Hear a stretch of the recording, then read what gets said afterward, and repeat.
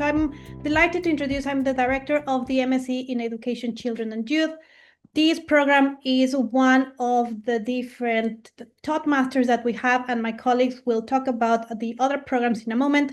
I wanted to focus on the MSc and share a little bit with you what exactly is different about this program, what is unique, and what you can expect if you decide to join the program. It's quite innovative in the sense that you usually find masters in education or masters in children and youth studies. And what we have now developed this program is to actually look at these two very big areas, but also at the intersection. So understanding much better the lives of children and young people in relation, but also within education, and how education can impact their life, their well-being, their social and emotional development. So it is quite unique in that sense that you will actually be able to look in detail at the intersection of education and children and youth studies. It's an interdisciplinary program, and because and I'll talk about the structure in a moment, you have the different options in terms of core and elective modules. You have a sense of the different disciplines that are relevant for the program, but you also are able to steer the direction towards what you are more interested in. So it might be sociologies of childhood, it might be education studies, or it might be psychology and well-being. And we have all different modules, different disciplines represented, so you can not only experience interdisciplinary approaches, but also have a sense of the specialization in relation to what you're interested in these areas. We have a very international learning environment, and it's one of the things we feel particularly proud and delighted to have. We have students joining from very different countries, very different regions, and we get the opportunity to learn with them in the classroom, which is fantastic. I'm sure Amaris can talk a little bit more about that in a moment.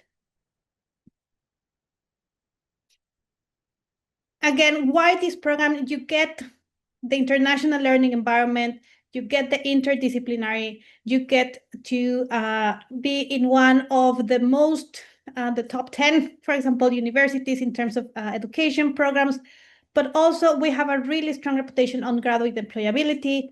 Our students, for example, go and after the masters, they go into different sectors related to education, children and youth, from NGOs, some of them go into government offices, also research offices, and some decide to go into further education with either pursuing a doctorate or a PhD. The program structure looks like this. You have to take in the autumn term research methods as a core module, and then you decide children's rights and participation and the qualities of social justice, or as kind of the core credits, but then you can look at the optional modules. Again, as I'm mentioning, the interdisciplinary component, you can look at psychology in schools, critical policy analysis, childhood and youth in context, which comes from a more kind of historical perspective, and education for the 21st century. This, I just want to mention, and probably Olga will mention this again, these are the structures as they are right now. Some modules might change because colleagues might go on sabbatical, for example, or we need to rearrange the timetable, but it's just to give you a sense of the different disciplines. So children's rights and participation, equalities and social justice are very much grounded in sociology of childhood, whereas, for example, you will have psychology and history represented. In the spring term, well-being of children and youth is very much focused on psychology and psychology of education. And you have modules such as inclusive education, early childhood education. And an important and very distinctive component of this program is the thesis. And I'll go back to just emphasize this component because this is a very unique feature, if you want, in the master for in relation to the other masters in our school. So the MSc in Education, Children and Youth, it's a research-based degree. And by that, we mean You will get to do your own thesis in your own area of interest, but we also offer the option of developing partnerships with some of the projects that are currently happening in our school.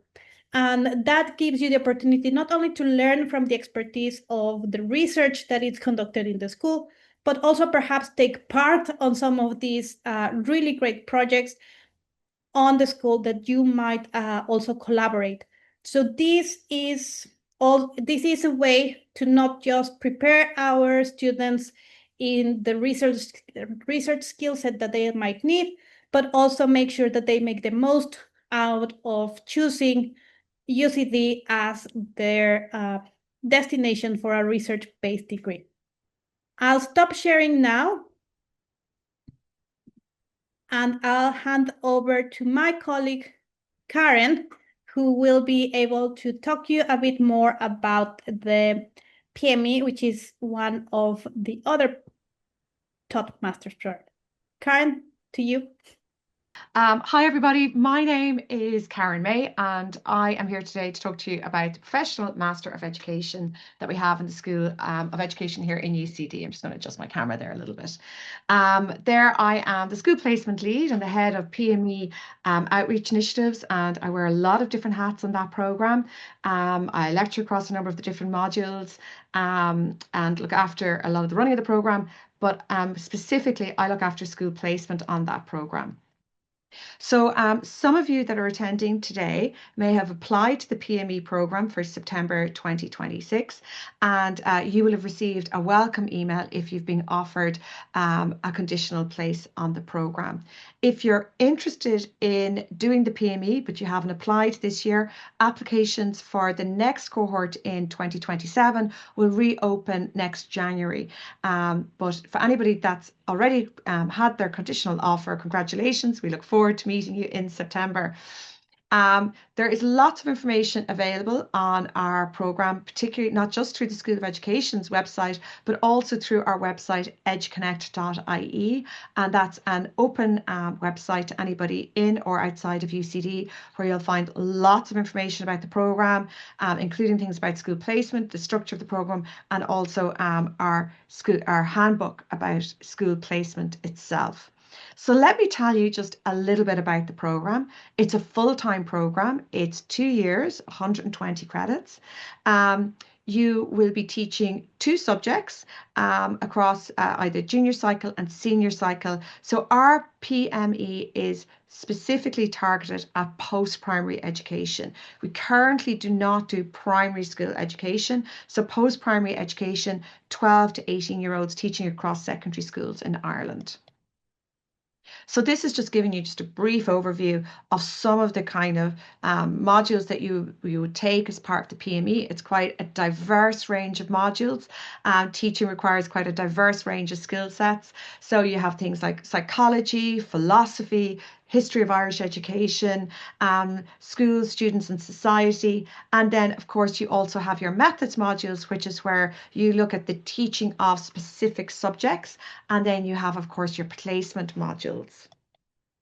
So in terms of, you might be wondering, okay, I've got my degree, but I'm not sure what subjects I will actually be able to teach in an Irish post-primary school.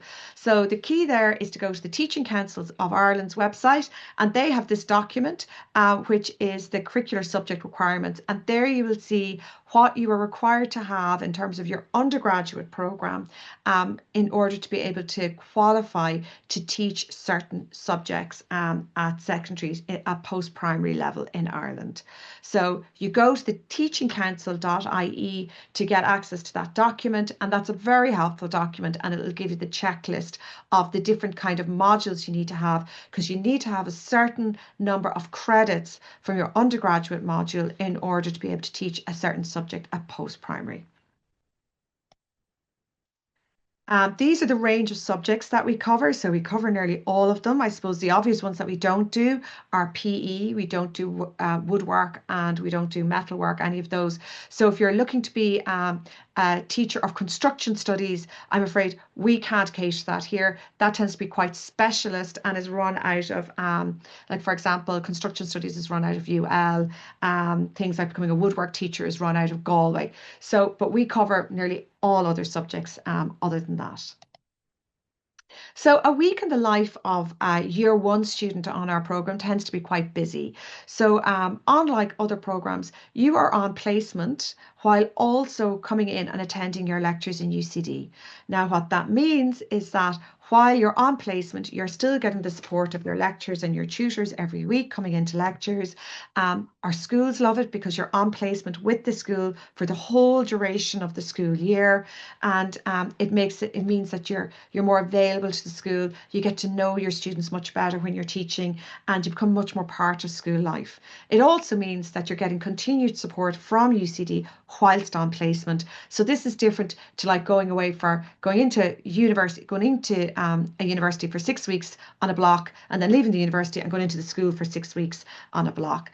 Our placement is designed differently, that you're in schools but also coming into UCD in the afternoon, or in the case of year one, you're in UCD for the whole day on the Thursday. Finding a school placement. So students are encouraged to take the lead on this because you're often best placed to know the schools that will suit you best in terms of geography and maybe the type of schools that you might be interested in teaching in. Many students in PME1 will find themselves teaching maybe in the school that they went to themselves, or maybe that's definitely not the school that they want to go back to. So students are often best placed to like identify the schools that will work best for them in terms of both where they're living and then in terms of being able to get into UCD for your lectures. But we do provide lots of support on that. And if you have a brief look at educonnect.ie, you'll see our school placement hub there has lots of advice, from creating your CV, creating a cover letter, how to contact schools, a list of schools that are actively looking for students to do placement with them, as well as having the entire list of post-primary schools from the Department of Education's website. Because just because a school hasn't actively put their hand up to look for a student doesn't mean that they wouldn't welcome one. Schools have to be within 100 kilometres of UCD, and when you're applying, it's important that your CV is up to date and free from any spelling mistakes. Important to get somebody to proofread it for you. Obviously, if you're applying to work in a school, make sure that you include any experience you have of working with people, particularly with children or young people, any coaching experience that you've had, anything like that. Then in terms of your placement, you're required to do a minimum of 5 hours a week in your school. And remember, this is in addition to your lectures that you'll have in UCD and in addition to your travel time between UCD and school. So it's a busy program, but we do give you lots and lots of support. So we start supporting our student teachers before they even begin their program in September through our educonnect.ie. I also hold a webinar with incoming students to answer lots of questions that they have in May. And then there'll be another webinar that I hold in late August, because often schools will want their student teachers to come in to do induction with them in late August. And we also run a full week of our own induction as well in the first week of September before teaching term officially starts in UCD. We're very mindful during the PME that it's, you're caught in a lot of ways as a student teacher. So you have your UCD academic demands, so your lectures, your assignments, you're also in schools. Schools are incredibly busy places.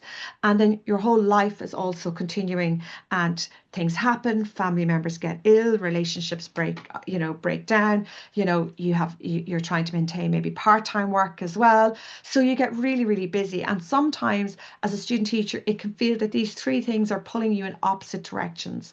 So we're very mindful of that. And to that end, we make sure that we are very available to our students. So as well as supporting you before you even start the program, you have weekly tutorials, which are small groups with a tutor every week. You have time with your methods lecturers. You'll be very tired of my face by the end of the first trimester, because I make sure that I front load a lot of my teaching into the autumn trimester of PME1, so I get to know you all and that you get to know me and know that you can approach me. Our program director, Dr. Rachel Farrell, is available at all times. So we very much operate an open door policy, and very much we want to model the kind of care that we want you as a teacher to show to your own students in the classroom. So it's a great program. It's a brilliant career. And if you've any questions, please pop them in the box and I'll endeavour to answer them. So that's it from me. General queries can go to education@ucd.ie. Queries about applications go to PME applications@ucd.ie. But please do feel free to contact me at any time if you'd like to have a chat about what's involved in the PME programme, or indeed about what it's like to work as a teacher in Ireland and what your options might be. Thank you so much. So thanks so much to my colleagues for introducing the two programs. MA in Education is the third program. I serve as the director of the MA Education program. It's one of the taught master's programs at UCD School of Education. There is a lot of overlap between the MA in Education, the MSc Education Children and Youth, the one that my colleague Gabriel Martinez Sens just presented in the beginning. There are differences though. So both of the programs are full-time 1-year programs.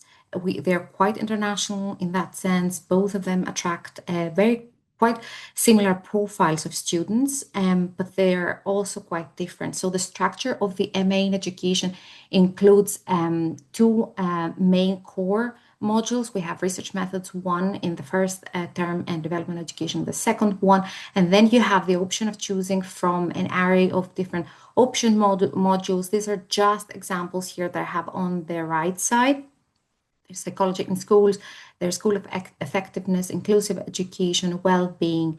And then the last term is dedicated to your internship and the minor thesis. And this is the main difference between the MSc in Education, the MSc Education Children and Youth and the MA in Education. As my colleague Gabby explained, the MSc is more research heavy. And that means that the students are getting more input in research methods. They have a research methods 2 module as well. With the MA in Education, our goal here is to give you a more hands-on experience. And we do that by having an integrated internship in the last term. So the idea is that you complete your internship in the summer term and you write your minor thesis based on the experience that you get from your internship. We work with you in the months leading to the summer term, and with UCD Careers Network, we have dedicated workshops with the UCD Careers Network where you build your CV, you build your interview skills as well, and then you find your internship. We support you as much as possible with this, and then while you're reflecting on your experience, you write your minor thesis. The whole idea behind the internship is based on something called challenge-based learning, where we work together with communities and professional communities, where we are trying to address the real needs by drawing from academic publications, from research, and we try to bring back to the communities research-informed solutions to their own problems.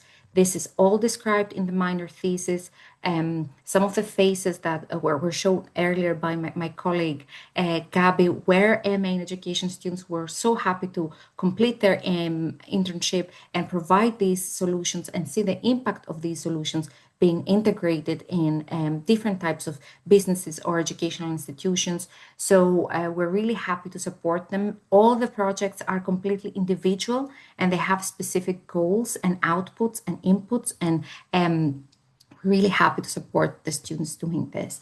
We're really lucky to have today Amaris Lopez, one of the current MA in Education students. She has agreed to be part of this panel. So I'm going to hand over to you, Amaris, now, just to share some of your insights with us. I'm going to stop sharing.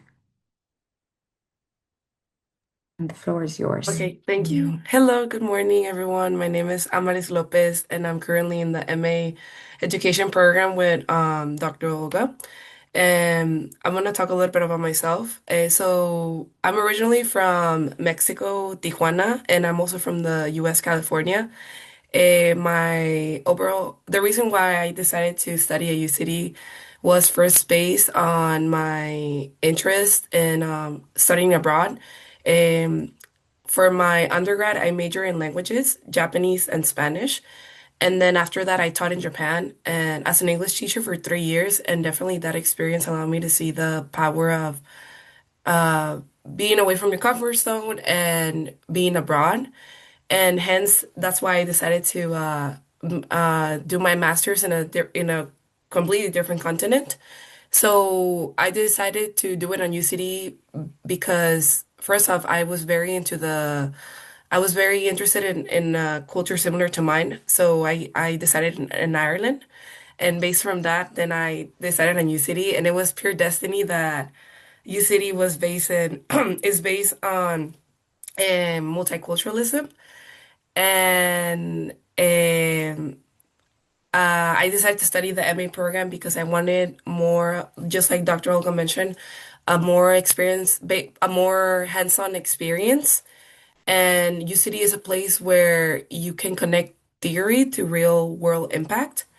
And not only that, but it also tries to make a very international make have everyone from different countries. So um in my experience so far in the MA program, I've been able to notice all of that. I mean, we're like 35, I think, in the total of and for the whole cohort for MSc and MA, we're 35. And we created like me and my friends created like a group, and we're from 10 countries. So definitely you feel that international experience, not only based on the models, but also connecting with different people. And one of my favorite things about studying here at UCD and being part of the master's program is that it's really amazing how it's not only an extremely diverse cohort, but each model feels like a new adventure. And I've been taking a lot of classes so far from my first semester and second semester, but even though I wanted a more hands-on experience, I definitely think that in the area of learning a different, because education as a whole is a whole spectrum, but I've been able to learn about different areas such as global development education with Dr. Gabby, SLA, children's rights, and not only the quality of the lectures are amazing, but also the professors themselves are very genuinely supportive people and approachable. And just like Dr. Gabby mentioned, they try really to integrate what the student's country into the content of the lecture. So they also try to make sure that everyone gets a chance to share their experience and their professional experience from being an educator or depending on what job they had. And so far, the program itself has been not only an amazing experience, but I will say that there's a lot of readings to do. So the amount of hours that the commitment that I have to do every week for classes, it's 7 to 10 hours a week, depending on how many classes you choose. Some of my classmates have chose 4 classes last in the first semester, but I only decided to stay with 3 because I feel like it's too much for me. And based on the readings and the notes and everything, I will say since I'm a slow reader and I have to really take the time to read the papers, I take like 25 to 35 hours weekly in order to make sure that I understand the content, make notes. And I'm an old school person that writes notes on my notebook, so I definitely take more time than just doing it on my computer. I like having everything physically. And you will sometimes have group work, which will make you find time to get together with your classmates. So that can do like a plus depending on how many times you need to get together with your team. And and now I just repeating myself, the thing that I enjoy most about UCD is besides being inside of the MA program is oh for the timer. Sorry about that. Is having the access not only from the MA professors and peers or departments, but it also feels that it's a town itself. So it's very safe during the night and it's away from the city center. So do definitely feel very safe walking around if you need a night walk after studying at 12 a.m., you can. And there's also a store and there's a lot of access. There's also a pharmacy on campus and there's a lot of facilities or services for free if you're a student, such as the gym or the library. And there's also a sauna and a jacuzzi. So if you want to use that, go ahead. And it's only €4 for self-care. And how this master's program will benefit my career is, how it's benefiting my career right now is that I've been able to gain knowledge in different areas, like I mentioned before. And I think that's it will benefit my career as an educator because my goal, hopefully, after graduation, I will work in the Department of Education for Children's Rights, if I can, or for an NGO. And not lastly but not least, my advice for prospective students considering the master's program is be prepared to step out of your comfort zone and explore the unknown. Take advantage of the diversity around you because you will learn not only from your peers but also from your professors. And they're also from all different countries. And enjoy the journey because each module is a new adventure and be expect to grow academically but also personally. Thank you so much, Amaris. That's been really, really insightful, and it's really good to hear about your positive experience on the MA education. So thank you very much for that. With a lot of the questions that we have been getting, I'm going to invite our panelists back to take some of these questions now. And I'm going to start with Karen first. So Karen, if you can come back, and we're going to take some of the questions on the PME first.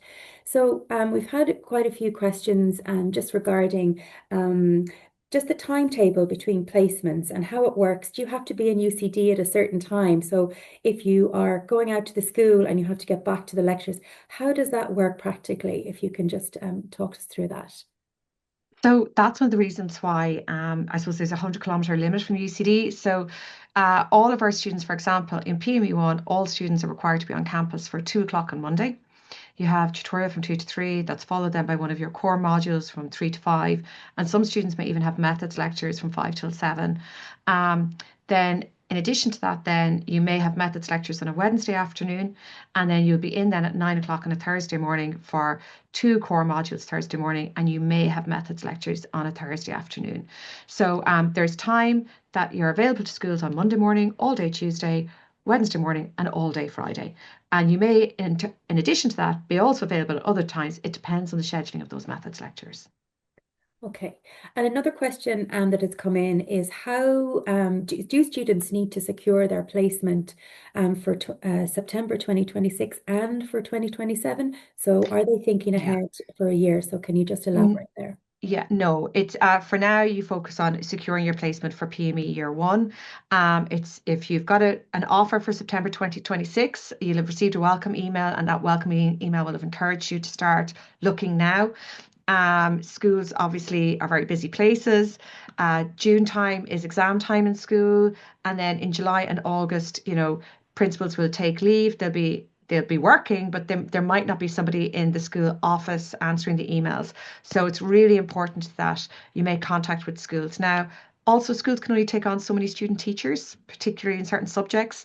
So if you're going to be teaching English and they've already got an English student teacher there, they might not be able to have the hours to give you as well. So the early bird catches the worm there. But no, just focus on PME1 now, and then we'll start haunting you about your placement for PME2 in about January, halfway through the year in PME1.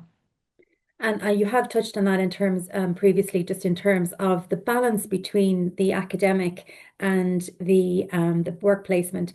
And Amaris, I think, gave a really good illustration of how much, the workload to the theory versus, in college time. Can you give a little bit of sense of how students manage that? Yeah, so I suppose one of the things the students always say at the end of the first trimester was, I had no idea how much was involved in teaching. Okay.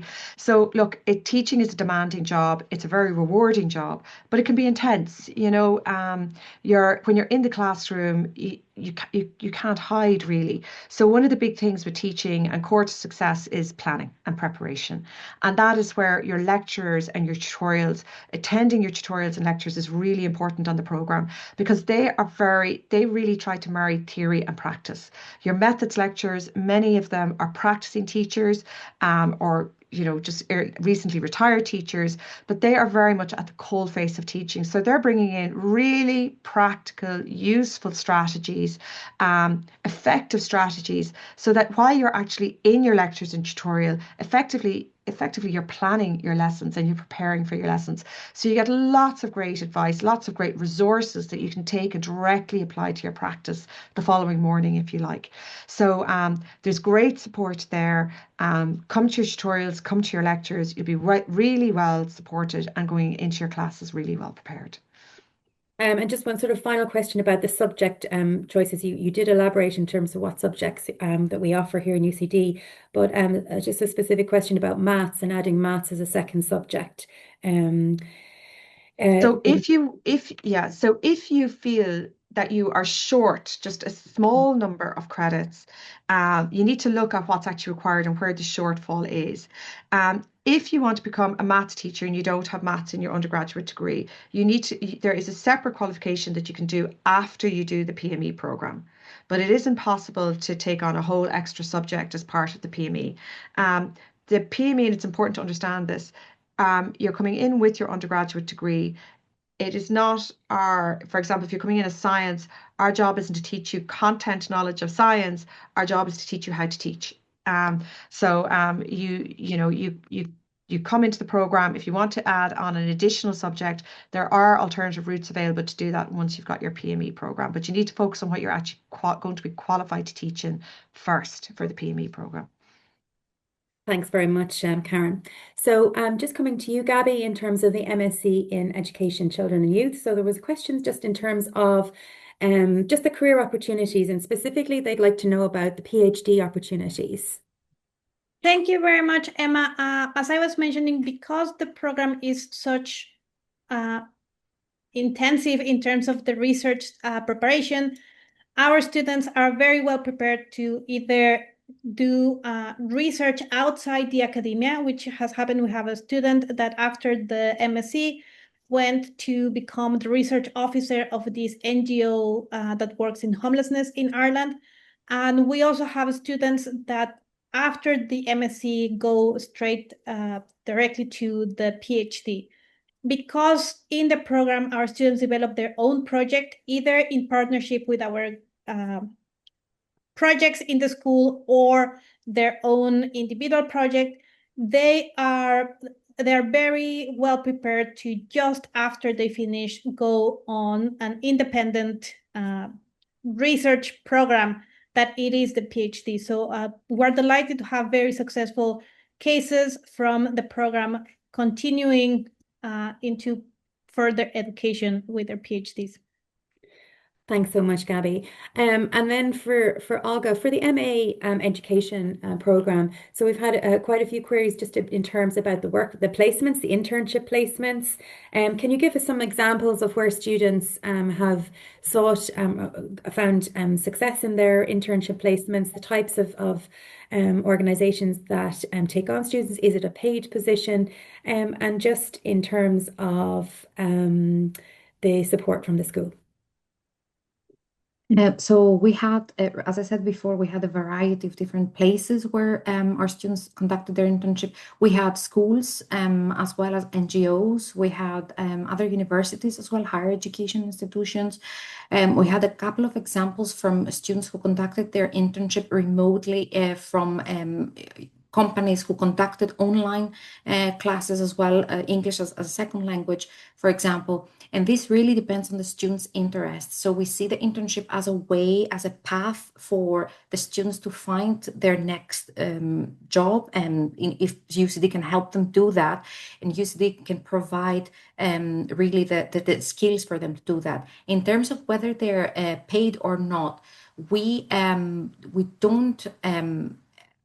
we're not expecting all of the internships to be paid. However, as part of their professional development, as part of their negotiation skills, we do encourage the students to engage in the conversation with the educational institution, and then every case is going to be different in terms of that.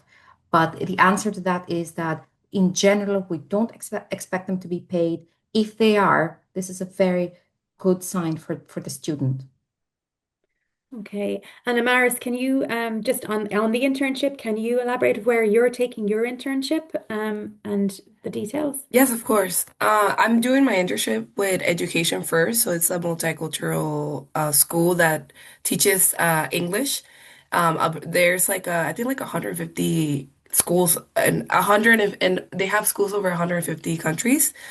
But I was very lucky because I for sure you need to start applying early because it is difficult I am aware that it's difficult for Irish students to get an internship. So it's more difficult for international students. So I started looking for my internship maybe at the beginning of the semester. So I was very proactive and I was very lucky to have it. And since I already have some experience in teaching English as a second language in a multicultural setting, this is why I decided to do it, my thesis in that area. But in regards with finding an internship, if you don't have any resources, a lot of my friends, how they been doing finding their placement is contacting their supervisor from their current job. So a lot of my classmates, they're already doing their internship where they already work as their part-time job right now. So, but in terms of finding resources, I mean, you can just make an appointment with Dr. Olga or Dr. Gabby, and they can also share some resources. I had a meeting with Dr. Gabby last semester about where I wanted to do my internship because she has a lot of contacts inside in the global development education. So she told me about some areas, but they didn't answer my emails, so I had to, move on. Yeah. Thanks, Amaris. Thank you. So Gabby, we just had a question just in terms of the schedule. Just so typically, for the graduate hours, and Amaris had talked about, typically the number of hours in class. Is there a schedule that you could advise students that would be, is it 4 days in college? Is it Fridays? You're typically not lectures are scheduled. Just a little bit, just general, because I know the schedule hasn't first been finalized. Yes, but exactly. The schedule for next academic year is not finalized yet, but just to give a sense what the schedule, the timetable look for this academic year, you have to select 30 credits per term. So that means 3 modules. Usually research methods happens on Mondays, if I remember correctly. If not, Amaris or my colleague Olga can correct me if I'm wrong. And then most of the modules take place between Tuesday and Thursday. That means usually Fridays are free from lectures, but it doesn't mean that they're free from learning. Like, it might be the day that you actually do loads of the reading and preparation. There are modules that have, for example, weekly assignments rather than a whole assignment at the end of the term. So it's kind of a catch-up day. And that's also the modules can be either morning, afternoon. We only have a few of them that are late. That's 5 to 7. Most of them are between 10 a.m. and 4 5 p.m. But yeah, usually you could expect to be in college from Monday to Thursday and then catching up on your studies on Friday. Thanks, Gabby. And then just Olga, just sort of final questions. In terms of the preparation work of students coming into the Masters in Education, is there any advice you'd give them in terms of reading materials, or that will be sent to them in advance? So maybe while they're thinking about the course. I think this is linked to the entry requirements as well. So we do assume that our students have a background in education, have some sort of background in education. So we don't start from scratch. We do have a lot of classes that are quite at the beginner's level, let's say. But we do select our students based on their prior qualifications. So they don't really have to do any preparation before coming, because we do assume that they have a baseline knowledge of education. Thank you very much, Emma, and thank you for all of you who took the time today. thanks to all of you who will take the time to watch at this later when it suits you better. We are very proud of the community that we build with our students, and we would be delighted to welcome you on the next academic year. Thank you for considering us as as an option for you to develop your learning further. So if you decide to come, you will be more than welcome. And if you have any questions, reach out to us. We'll be more than happy to support you.